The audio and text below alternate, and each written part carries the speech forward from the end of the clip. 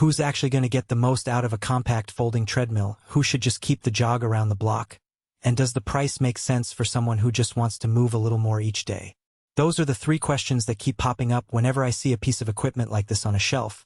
And it's exactly why I spend a few evenings scrolling through forums, watching unboxing videos, and reading the fine print before I even thought about turning this into a review.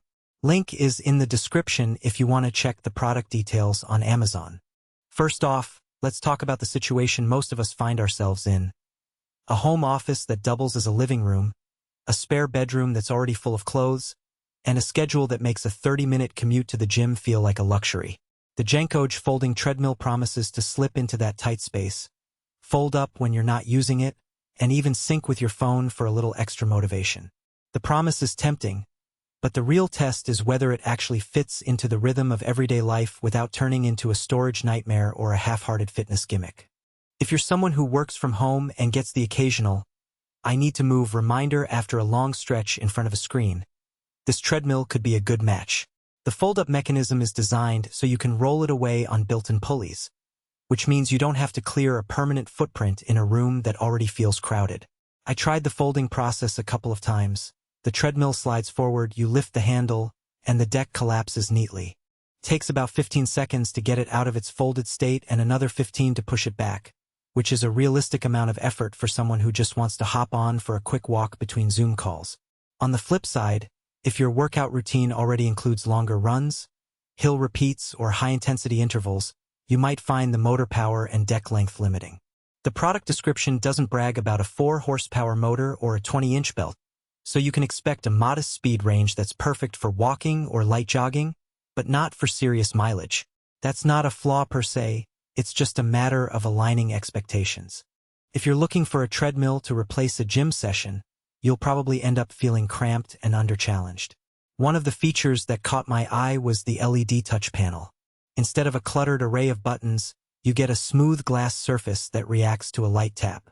In practice, the panel feels responsive enough for everyday adjustments.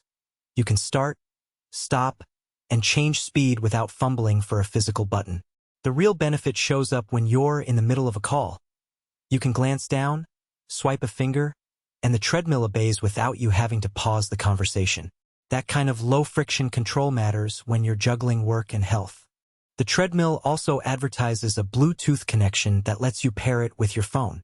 I linked it to the default app and discovered two practical tricks.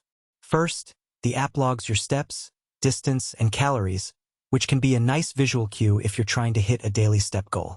Second, the built-in stereo speakers let you stream music or a podcast directly from the treadmill, so you don't need a separate speaker on the floor. The sound quality is decent for casual listening, and the volume knob is conveniently placed on the side panel. If you're the type who needs a soundtrack to stay motivated, this integration saves a couple of wires. Now, let's talk about the health angle. The product blurb mentions that regular running can prevent diseases caused by sitting too long. That's not a marketing ploy. There's solid research showing that even a light jog for 20 minutes a day can improve cardiovascular health and reduce back pain for desk-bound workers. The treadmill's low-impact design, with a modest belt speed and a cushioned deck, makes it a viable tool for breaking up prolonged sedentary periods. I set it to a gentle 3 miles per hour walk while answering emails, and after a half hour I noticed less stiffness in my lower back compared to a day where I stayed seated. However, there are some trade-offs hidden behind the convenience. The treadmill's weight limit isn't highlighted prominently, and the frame feels a bit lighter than a full-size gym model. If you're on the heavier side of the spectrum, you might want to double-check the manufacturer's specifications before you commit.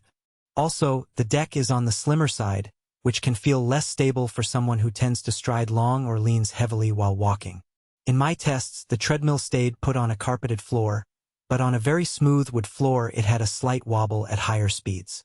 Adding a non-slip mat can solve that, but it does add another item to your limited space. Another practical consideration is power consumption. Because the